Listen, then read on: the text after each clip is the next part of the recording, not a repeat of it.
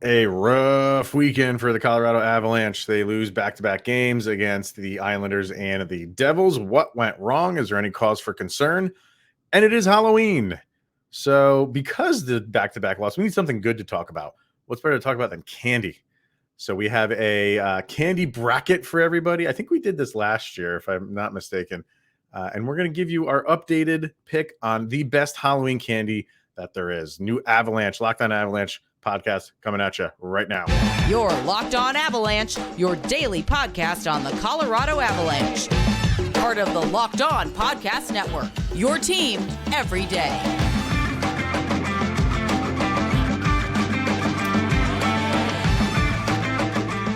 All right, everybody, welcome to the Locked On Avalanche podcast. We are part of the Locked On Podcast Network, your team every day. Thank you for making this your first listen of the day. That's always appreciated. You can follow us on our social media outlets, LOPN_Avalanche on Twitter, Locked On Avalanche on Instagram.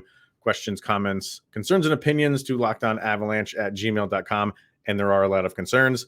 And follow us on our YouTube channel over on the YouTube. Hit subscribe, get notified when a new show goes live. All right, man. I always like doing bracket style because how it ends up is not necessarily my favorite candy. Yeah. So, I mean, I think we should probably throw that out there at the end as well. But the way that the bracket goes, I have no control over. So that'll be fun to do. That we'll get to that a little bit later. But we got to start. We'll start with the bad news and end with the good news. The good news is always obviously chocolate covered goodness at the holiday season. But the bad news is Colorado Avalanche lose both games over the weekend. On Friday, a 1-0 loss to the New Jersey Devils, and then they followed up the very next day. I don't know which one is worse because the Avalanche had a 3-0 lead against the Islanders. Then they blow that and lose 5-4. They had given up 5 in a row. What's 5-3? They get a late one. I think there was maybe less than a minute left when they got that fourth one. So there was really almost no time to try to tie it. But they lose both. And, this is just not what the fan base wants to see because, the social media of Avalanche fans are just kind of going a little bit crazy right now. I understand it. That's what a fan base will do. But we'll start with the games, and we'll just talk about them both. We're not going to separate them just because they're all just kind of mashed together. But what's your take right now on those games and how the Avalanche are playing as we sit today? Up until that Islanders game, up until the second period, that was 4 periods without an Avalanche goal. Yeah. Who would have thought? Especially, but it's one of those things you look back at, and yes, I understand. No Nichushkin, no Landeskog, no Darren Helm. Darren Helm is getting more and more important in the eyes of Avalanche fans the longer he's out. Like last year, it's just like he was a role player, and now when he comes back, it's going to be like the return of the Undertaker. Like everybody's going to lose their mind. But it's very interesting. And again, we could step back. We're just 4-4-1, 2 points out of first place in the division. Like, I understand this is not what you want to see, but there are some concerns with the team and how it's constructed currently. Mm-hmm. Yeah, I mean, I don't have any concern over the duration of a season. Like, you're going to have a concern if they play a bad game. Your concern is about that game. Yep. So this is that they've played 2 games, and I'm not necessarily going to say they played poorly. I mean, they had moments of playing poorly that the other team, namely the Islanders, capitalized on. And you blink and they score 5 goals. It's not like they just got one back here and there. But so stuff like that, you can pull things out of this that for the here and the now, you're concerned about. There's no ifs, ands, or buts about it. I'm not extrapolating this out to, oh my God, is the season upended and are the Avs going to struggle to make the postseason? No. Like, this is, like you said, there's so many things at play here. They're a good team. They're missing big pieces. They were out, like you said, Nichushkin, which nobody really anticipated that. That came out right before the Devils game. So you knew he was out for that game. And because it's the back-to-back, he's out for the Islanders game. That hurts them. Clearly, Gabe Landeskog not being there is missing them. And it is so funny how the Darren Helm, how people are kind of like we do need him back. I'm not Yeah. saying like he's not important. He is important, but those are three big pieces. They all do different things. And yeah, when you get them back, but the Landeskog one is still not going to be for a while. Mm-hmm. I haven't really heard much on Helm recently, so I don't know when he's coming back. Nichushkin immediately helps. So yeah, I mean but when you let me bring up the Devils game, when you only win 29% of the faceoffs, you're going to talk about that. I'm sorry. Like that's a here and now problem. That is a problem that you had to solve the next day, and they won 57% of the faceoffs. So there you go. I mean, it's horrible to lose basically 70% to 30% on the faceoffs. So, but then you look at the next day and like, okay, well, they kind of corrected it. That's good. But I don't know, man. Like, it's just this team I just feel like always gets off to a slow start. For this year, it's different reasons. I think injuries do hurt this team, but the depth is just not what it was from last season. That you can't sugarcoat. And everybody driving in their car, wherever you are listening to this episode or watching, hello. I want you to sit and think about this. You're going to work right now, and let's just say 20% of everybody you work with calls off. You have to step up in that moment and try and make it through the day. The Avalanche are doing the same right now. At least 20% of your big contributors are not there.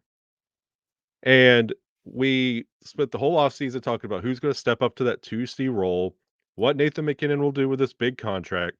Is this going to be Cale Makar's year that he takes every trophy in the league? Mm-hmm. The only person that stood out over that back-to-back was Evan Rodriguez. He's starting to play well. Yeah. He is. He's starting to catch on, but this calls into question JT Compher. Like, dude, this is the time to step up, and you are nowhere. He just can't. He can't buy a goal. He can't. Newhook got that late goal. Finally, he stepped up and put something on the board. Thank goodness. These are the moments that are tailor-made for Cale Makar, Nathan MacKinnon, Mikko. He did score a goal, but I think Mikko's playing fantastic. If you ask me, he is doing really, really, really good. And it's one of those situations that theoretically rising tides should raise all ships. And we talked about some phenomenal play from like Erod, Mikko, but my goodness, we need a little bit more step up in, well, granted, Nathan MacKinnon and Cale Makar didn't score a goal. Okay, we get it. We know it's coming. Mm-hmm. Everyone else, it's time. JT, Newhook, this needs to be more consistent. I've said it 100,000 times, and I'll say it 100,000 times more. We're done with the Count experience. Like it's not doing anything. Like there's a void. You have every opportunity to succeed with this team, with this format, and you are not doing anything. You are falling, like absolutely just falling in the lineup. Here's the funny thing about Martin Kaut. I for the second game, so against the Islanders, I'm pretty sure he was on the second line, starting on the second line. And if you're starting on the second line and the you put out, where is it? 5 minutes and 25 seconds. So you downgraded yourself multiple times in that game, and you were starting on the second line. So, and even in the first game against the Devils, you had Jacob McDonald in there. McDonald only played 3 minutes and 21 seconds. Kaut played 7 minutes and 17 seconds. You had Dryden Hunt played 7 minutes and 46 seconds. And I remember Jared Bednar being asked why so low minutes, especially for Jacob McDonald. And his comment, I don't have it in front of me, but it was something to the effect of when you're on the ice, you need to make a difference when you're out on the ice. I love Jared Bednar. I think he's the best coach in the league. But when you give a guy 3 minutes and 21 seconds, are you really giving him a chance to, like, you're going to have a bad shift here and there. And I mean, he just gave up on him real quickly to not put him back out there. this is something we talked about the other night in the Locked On Avalanche Twitter Spaces. When it comes to Martin Kaut, he has this dark cloud over him when it comes to his attitude. Like when he's on the bench, he's always got that scowl. He's just like angry, and it's not like Nathan McKinnon, like driven, hungry, angry about performance. It feels like everything that happens to Martin Kaut just ruins his day. Happens to him, not for him. Yes, and I feel like that's what Bednar in the minutes. I feel like it's a body language thing. Like you get out there and it's just like it's the body language. Like back to the workplace situation. If you're huffing, puffing, shrugging your shoulders, going ugh to everything, nobody's going to want to rely on you. And I feel like you're getting that same experience out of Martin Kaut because I'm sure Sven and Andrighetto, Gabe, Renee Bork, Francois Beauchemin. I'm pretty sure they had more than 5 minutes when they played for the Avalanche. Yeah, and those are names you don't think about anymore, but they were consistent members of the team. If you want to be a consistent member of the team, you have to buy in and sell out and go with this team. Like you can't get out there and just have the worst day ever if things aren't going your way. You have to get together as a team and work through it. And I feel like Bednar, if he had a beef with him, he wouldn't put him on the second line. So no, yeah, he's working himself out of that position. Like Bednar's giving him the opportunity, and if he's going out there and just checking it in, phoning it in, just going half speed, then you just made Bednar look dumb for giving you that spot and could have given that to somebody else. But how much is it that, Bednar's just giving up on, rolling 4 lines out there at a time and just putting so much emphasis and pressure on the top line? Like we've been through that before years ago. It doesn't work. So and he said in the beginning of the season, like, I'm going to run with Alex Newhook as the 2C, and we're just going to let him have growing pains there. I feel like that's over. And he said it might last until the trade deadline. I know injuries have come into play and stuff like that, but if injuries are coming into play, why is he not rising up? And it's just, I don't know, like I love how the top line's playing. I think McKinnon's playing fantastic. I think Rantanen's playing fantastic. Obviously, Nichushkin when he's there. Lehkonen is playing well. I feel like he's tailed off a little bit, but he's still, like, when you're out there, you feel like, okay, he can take control of things if he needs to. Excuse me. This is all on the depth, on the bottom 6. They are just non-existent. And this is a team built around, like, you from top to bottom, you got to perform. And I think part of it is they're not performing. And the other part of it is Jared Bednar's really not giving them a chance. I get it. And if you're in his position, maybe you don't want to give him a chance either, because you're a 1-0 game against the Devils. Towards the end, you're going to play your top guys. I mean, that's just the way that it goes. But when you give, Jacob McDonald 3 minutes and 21 seconds, who hasn't played a lot to begin with, he's got to get some game action. I don't know. I just feel like things are. I put up a meme when they came out with the lines for the Islanders game of just someone throwing spaghetti at a wall, because I feel like that's what the Avalanche are doing right now with their lines, especially their bottom 6, is just throw spaghetti at the wall and see what sticks. And nothing is sticking right now. And again, this is right now. I don't think this is going to play out for the duration of the season. I think everybody will be fine. But it's a little bit frustrating right now because you're seeing good is those top lines, and it's just such a drop off of production for those bottom 6 lines. It's just, the lines 3 and 4. It's just non-existent. Yep. And like real quickly, like to Bednar's credit, he's known for giving chances. I mean, we won the cup with Abe Kubel, for goodness sake. We brought in Nichushkin and gave him a chance, and now we gave him money. We have taken chances on players that bought in and gave everything. I feel like the kind of listless effort that the bottom 6 is giving is a kind of a reason for the crazy lines, because if you're going to go with the same lineups night in, night out, it's the definition of insanity. You have to get a spark going somewhere. You have to figure out how to make these guys work. And I feel like Bednar is trying his best with whatever's left on this team right now. And if they're not trying, like, somebody has to, and I think Bednar is with these crazy lineups. I say bring Ben Myers back. Yep. The guy's a scorer. He knows how to score. That's what you need right now. Yep. All right, let's hear from Bet Online, and then more to get to with these two games, and then it's candy talk. And my diabetes is shooting up when we talk about the candy. So, Candyman. yes. All right, BetOnline.net is your number one source for all betting on the NFL and the start of a brand new basketball season. You can find all the latest player developments, team matchups, news, podcasts, and in-depth analysis on every game. And as always, BetOnline remains your continued source for all your sport wagering information with live betting and up-to-the-minute scores for every sport out there. It's the fastest and easiest way to check in on all of your favorite games and events, including the NHL, the Major League Baseball World Series, MMA, boxing, and golf. So head to the website today or use your mobile device to learn more. That is betonline.net. It's where the game starts. Well done, sir.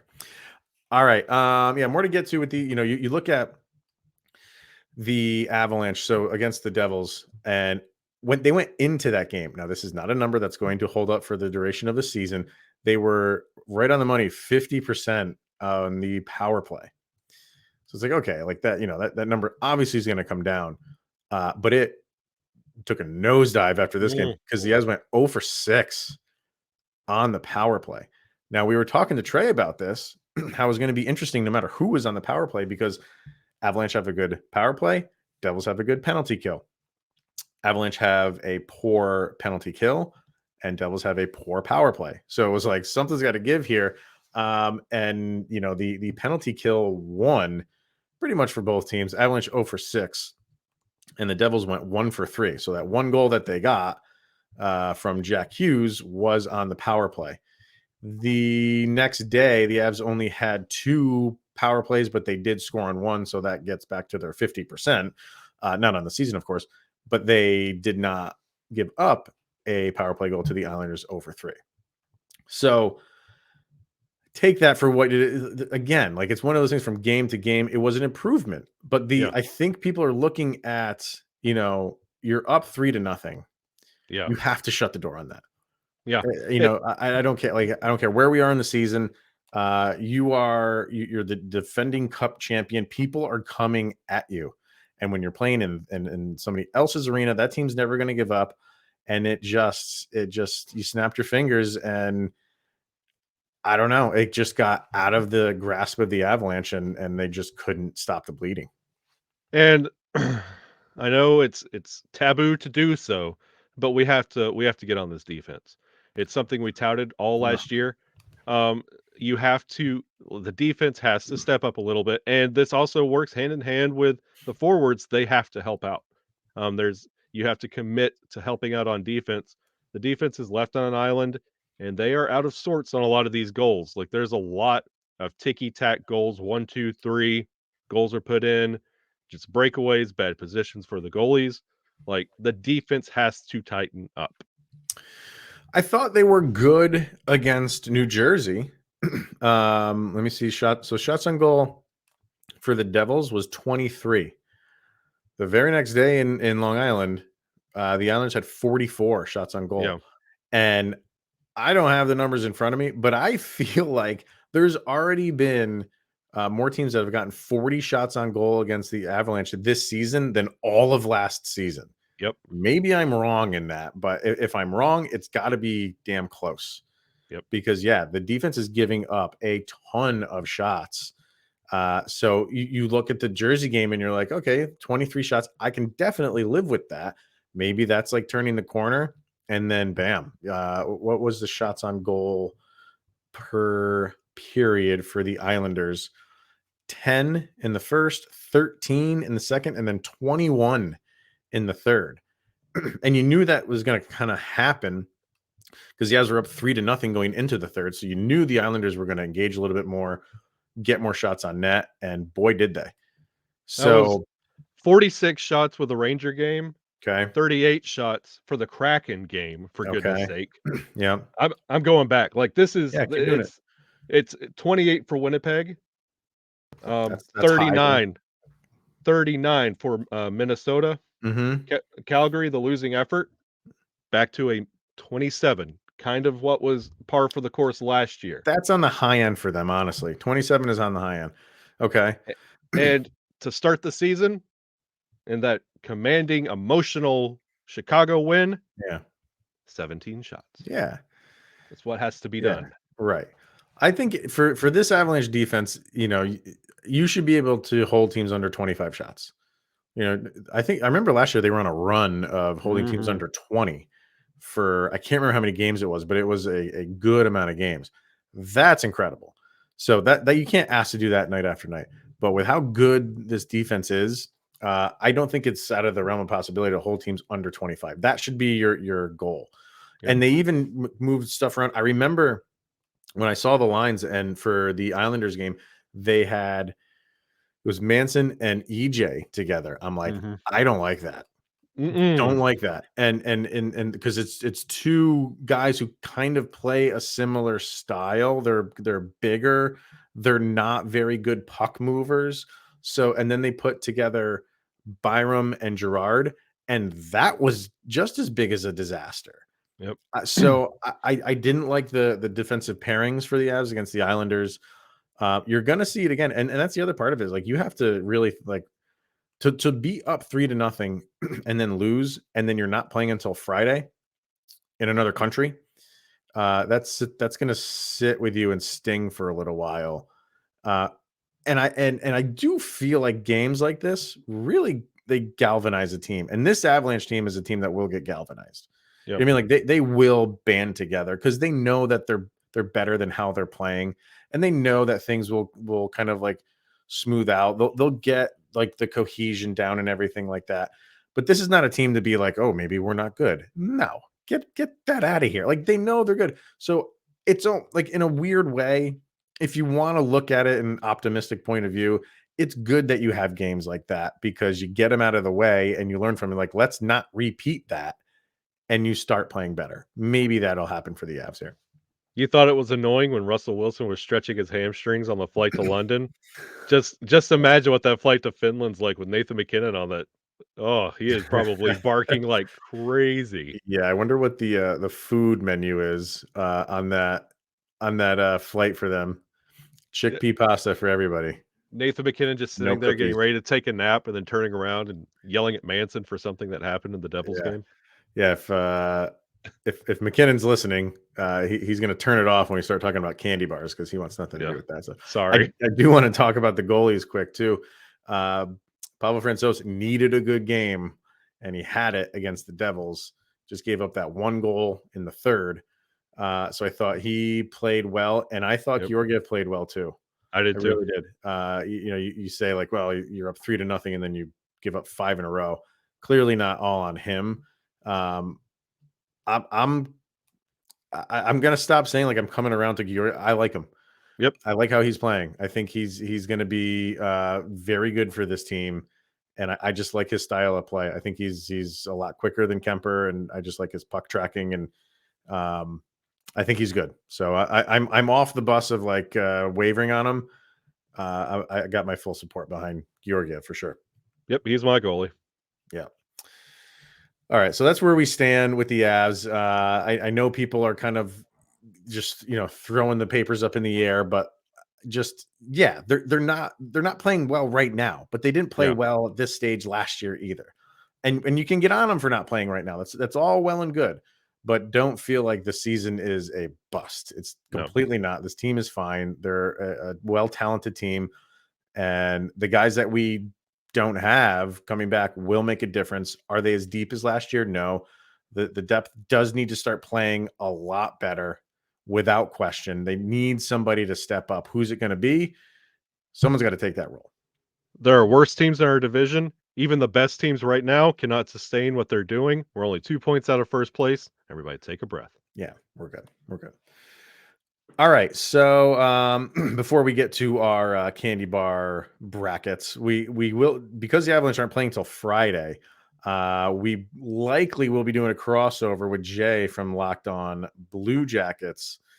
That will probably be Wednesday or Thursday's episode. I'm not sure yet. We're kind of finalizing when everybody's available, but definitely going to do a crossover with him to talk about those two kind of big games And now big games in more ways than one. Big just because of the stage that it's on, playing over in Finland, but Avs need to get wins. And so does To Columbus. and well, Columbus does too, yeah, clearly, They had a but players only meeting, so this is did they? two hungry teams looking to get back on Did they track. really? Okay. So, yeah, we got a lot to do for this week before we see Avalanche hockey again. But one thing we are going to do right now is update our best candy for the Halloween season. And you, my friend, are going trick or treating. For the This is for first time in my life. now. Why is that, sir? I was raised in a household that had like a church friendly option. So I never got to go out and go trick or treating until now. I'm a No- grown man. I get to make my own Yeah. decision. Now, to full disclosure, like you're not just going out by yourself. You have Oh no, kids. You have I have children. I have children. I have two children that I'll be going with. So although nobody would fault you if you wanted to go completely by yourself and just go trick or treating. Why not? yeah, why not? Uh, and what's your kids being dressed up as? My two kids are going to be like two different versions of a skeleton family. Like my ex-wife and her boyfriend, they're all going to be a skeleton family. So they have Uh, their own little couple thing. And I'm right? going to be You put well, Macho Man Randy love Savage. it because you put it up to a vote too. And what were they? It was Macho Man. It was Deadpool and a just like throw on all my Avalanche gear that I have. maybe like an Avs player. Yeah, My and daughter came up with the 3 options that she wanted, and she said, "Put it up and let everybody vote." I was like, "Okay, great 9-year-old, idea. social media." So, And Macho Man won. It was a landslide or it pretty. was it really started out hot, and then Deadpool started coming in, but then Macho Man ended up winning in All the right. end. Well, while you are out and about doing some trick or treating, sir, you're going to have some good choices to choose from. So, if you're watching on YouTube, we're going to throw up a nice bracket that the Today Show Oh, the put other way. up. That way, yeah. Um, so we're going to go through these, and I think we'll do this, and then we'll just say what's our favorite to begin with, because the bracket plays the rules here, man. Like what Yep, our favorite is might go up against something that maybe we like right here and now. It's all mm, situational. Like, because when the holiday season comes around, there's one that I like that I do not even see on here. Probably mm. my favorite. So we're gonna start. So if you're watching on YouTube, we'll start at the top of the bracket, and you have the York Peppermint Patty, severely underrated, if you ask me, going up against the Three Musketeers. I am Peppermint Patty all day with that. I'm Three Musketeers. Are you? Okay. I know the Three York Musketeers Peppermint fans are hardcore Three Musketeer fans. Yeah. I put my York Peppermint Patty in ice cream. Yes. Very nice. I like that. If I mean, here we go. Sometimes you feel like a nut, sometimes you don't. Mounds versus Almond Joy. Almond Joy. See, I would more prefer the non-almond, and I'll just go straight coconut and chocolate. So I'm I going could eat Mounds just there. straight up almonds out of a bag And I alone. can too. I can too. But sometimes, like when I just want a chocolate and coconut, that's a great combination. Mounds kills it there. We got Twix and Reese's. That's a nice matchup right there because Twix are one of my favorites. But peanut butter, I am a peanut butter aficionado. I don't know if people know this, but I have a degree that I gave to myself that I didn't go to college for on peanut butter. So I will go with Reese's here, but this was a close one. Twix are very good. See, this was my Hulk versus Loki matchup. This is just bang, bang, bang, bang, bang. This is Reese's all day long. Yeah. And then last one on the left hand side, M&Ms versus Skittles. M&Ms all day. I'm more chocolate than the sweet stuff. So Look at us, the best of friends, opposite in every way. This is Skittles for me, bro. really, okay. On the other side, you got Milky Way versus Snickers. Again, I think Milky Way is a good bar, but Snickers is a legend. So I got to go Snickers. I like Milky Way because it's lighter. I like the lightness of the It Milky is. Way. It is. You got a couple sweets here: Twizzlers versus Starbursts. For me, it's Twizzlers. I'm more of a Twizzler Agreed. guy. Yeah, Agreed. if I did this 20 years ago, it'd probably be Starburst. But I think Twizzlers are just more sophisticated. I feel than Starburst. Yeah. Yeah, when I graduated high school, I lived a month in Lommel, Belgium, and they have like a version of Twizzlers over there that's like black licorice with salt on it. Game Whoa. changer. It is so Really? good. So good. But it's not Twizzlers. It's It's not the kind of. brand Twizzlers. I don't think so because it's like sold like it's like Belgium. It's like all in like a candy shop with like the glass Wow. jars and stuff. Oh, so ever I since might then, okay. Might have to home make those things. so good. 100 grand, maybe one of the most underrated bars out there, in my opinion, against a Baby Ruth. So I'm going 100 grand. Baby Ruth. Okay. I mean, Baby Ruth's a good bar. And then Payday versus Oh, Butterfinger. I know I sound like a peanut butter fan, but I just feel like Butterfinger is like fake peanut butter to me. I'm not. I've never been a big Butterfinger guy, so Payday it is for me. yeah. This was the hardest part of the bracket for me. It might have been closer if they still did Butterfinger BBs. But Oh Payday. yeah, remember those things? Yeah, yeah. Oh, Bart They don't make Simpson. those anymore. Nah. Yeah, that was the Bart Simpson thing. Yeah, no, but Payday wins. If it's straight up Butterfinger, nah. Butterfinger BBs all day long. So you're going Payday there. You betcha. Okay. All right. Second round, I got York peppermint patty versus Mounds. That's a tough one for me, but I'm going to go with a York peppermint patty there.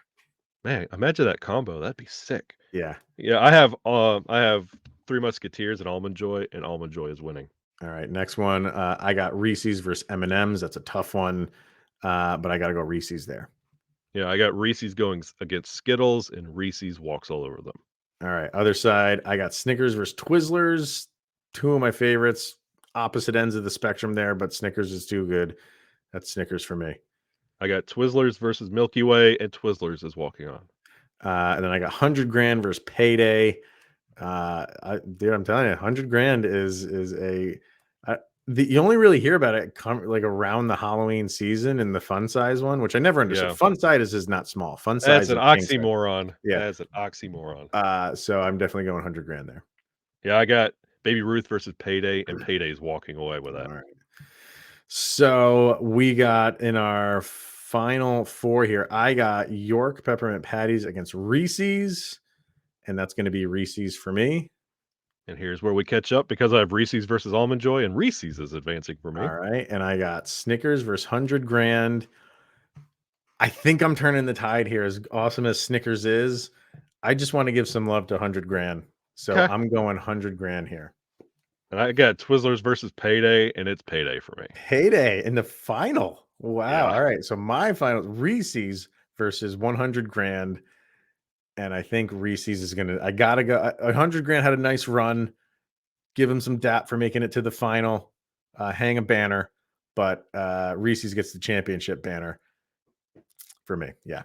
Reese's versus Payday, and it's Reese's for me. All right. And yeah, go ahead. Don't call them Reese's Pieces. They're Reese's Pieces. They are. Yeah, I have to get that out right now. That PCs. drives me wild. Well, that's for the candy, but these are the cups. Yeah. The peanut butter cups are Yeah, where it's at. Oh, I could eat But those cups all day Yeah. long. Man. So, and you want to know what's not on here, which is maybe my favorite? Candy corn. Kit Kats. Oh, yeah. Kit Kats are not on here for some reason. And I genuinely think Kit Kats are probably my favorite. They probably would have won this unless it was going up against Reese's. Like that probably would have been a final if they were on opposite ends of the bracket, obviously. But man, a Kit Kat is, and now they're coming up with those new flavors of Kit Kats where it's like the mint on the bottom. Like, I had a blueberry pie one the other day that will just change your life. Yeah, really. Oh, yeah. All right. So, yeah, if you see that face come up to your door and say trick or treat, give the man a Reese's peanut butter cup because apparently that is his favorite for this year. Mine as well, because there's no Kit Kat in the bracket. So it's Reese's peanut butter cups all day. Sound off in the comments. What do you guys like? Are you one of those good and plenty people? If you are, where did you come from? What planet are you from? I don't know anybody that likes the good and plenty. Yeah. And for everybody who doesn't pick their favorite candy, everybody gets those anonymous strawberry wrapper Christmas candies that nobody knows where they come from. They come from grandma's house. Yeah. You just get a bunch of them in your mailbox. Yeah. So enjoy the Halloween day, everybody. Stay safe out there. And if you're going out, if you're handing out candy, have fun doing that. So yeah, I'll be out with my kids as well. So and we can get through another day. This is almost like a mini off season right now for the Avalanche because no hockey till Friday, but that is going to wrap it up for today's episode, everybody. Thank you for tuning in and making it your first listen of the day. Always appreciated. We will be back tomorrow. There was a question Kyle threw out when he was hosting a Twitter space during one of the games, which we haven't been able to talk about because we did the crossover with Trey, and then these games, we're talking about that. So we're going to bring that up tomorrow. I'm not going to spill the beans on what it is. You have to tune in for that. But did it change since you threw out that comment, or that question, I should say? We'll talk about that tomorrow, and anything else that might be happening with the Avalanche as they make their way on over to Finland. That'll be fun. All right, everybody. Thank you for tuning in. Very much appreciated. He is Mr. Shaggy Von Doom, Kyle Sullivan. I am Chris Maselli. This is the Locked On Avalanche podcast, and we'll see you guys tomorrow.